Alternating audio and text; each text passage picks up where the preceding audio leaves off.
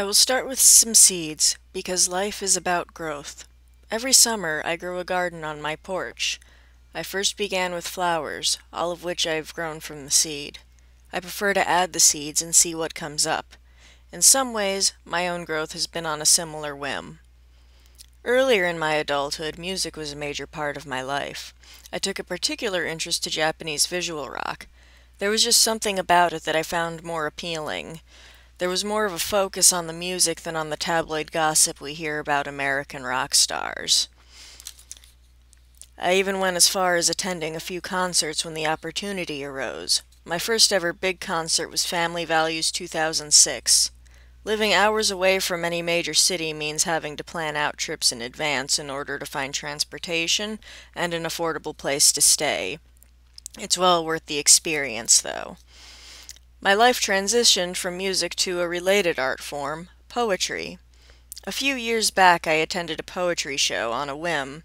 I had the night free and wanted to do something. It sparked my interest in writing again, seeing what could be done with what's normally seen as a traditional art form. Whenever the Adirondack Center for Writing brings up poets from New York City, I always make sure to see their shows. I began writing again, and I also perform. One day, I caught a memory. I kissed it and placed it in my pocket.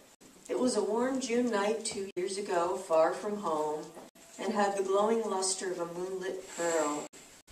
Over the past few years, I've evolved as an artist. I use my computer most of the time when I'm writing, but there are many times I've relied on an old-fashioned notebook and pen.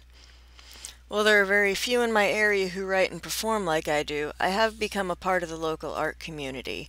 I've joined a local art group and have participated in different projects, one being an art vending machine converted from an old cigarette machine.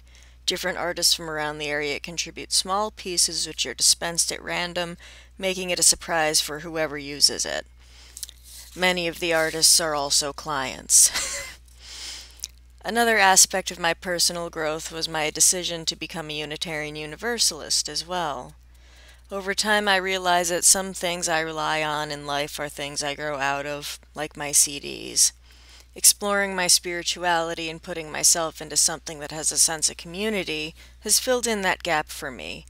I even organized and directed the poetry service for the celebration of National Poetry Month.